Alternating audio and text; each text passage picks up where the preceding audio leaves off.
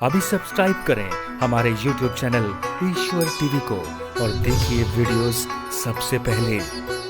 आपके मन में भी कभी कभी ये ख्याल तो आता ही होगा, इतनी बड़ी दुनिया है। आपने कभी ऐसा अनुभव किया, कोई भी कंपनी कोई मॉडल तैयार करती है तो उसके बहुत सारे पीस तैयार कर देती है एक ही तरीके के। आपको कोई मोबाइल लेना है तो एक ही तरीके के बहुत सारे मोबाइल मिल जाएंगे, आपको कोई गाड़ी खरीदनी है तो एक ही तरीके की बहुत सारी गाड़ी मिल जाएंगी। लेकिन भगवान की कंपनी से जो पीस एक बार निकल गया वो आपको दोबारा नहीं मिलेगा। एक ही माता पिता के 10 भाई बहन होते हैं, पर सब में अलग अलग विचार होते हैं, अलग अलग सूरत होती है सबकी। देखने में मिलेगा ही नहीं आपको दूसरा ऐसा। अब इतनी बड़ी दुनिया है, इतनी बड़ी दुनिया को भगवान कैसे बनाते हैं? कुछ तो उनके पास मटेरियल होता होगा। ध्यान से सुनना, वेद का एक सूत्र है, यथोर्णनाभिसृजते ग्रहणते च यथा पृथिव्याम औषधय संभवन्ति। भगवान को दुनिया बनाने के लिए कुछ करना नहीं पड़ता। स्वयं भगवान गीता में कहते हैं, प्रकृतिम स्वाम अधिष्ठाय संभवाम्यात्म मायया। प्रकृति को मैं धारण करके इसका सृजन कर देता हूं। इसलिए पितामहस्य जगतो माता धाता पितामह। भगवान गीता में कहते हैं सारी प्रकृति का पिता मैं हूं।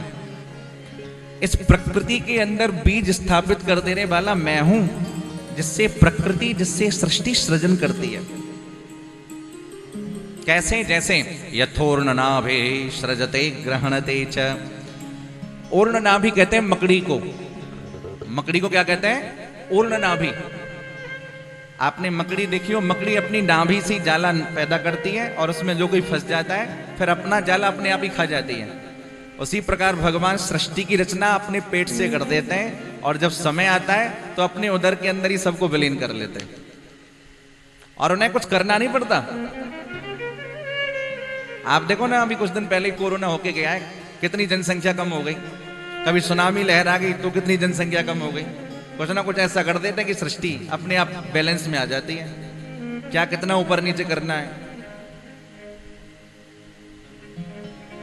यहां तक कहा हमारे वेदों में तो भैया, जिस प्रकार अपने बाल बढ़ाने के लिए, अपने नाखून बढ़ाने के लिए कोई प्रयास नहीं करना पड़ता, अपने आप हो जाते हैं, उसी प्रकार भगवान को दुनिया की रचना करने के लिए कुछ करना नहीं पड़ता। समय पर अपने आप हो जाती है और अपने आप विनाश हो जाता है। इसलिए करने वाले भी ठाकुर जी, रचने वाले भी ठाकुर जी और अंत में मिटा देने वाले भी ठाकुर जी।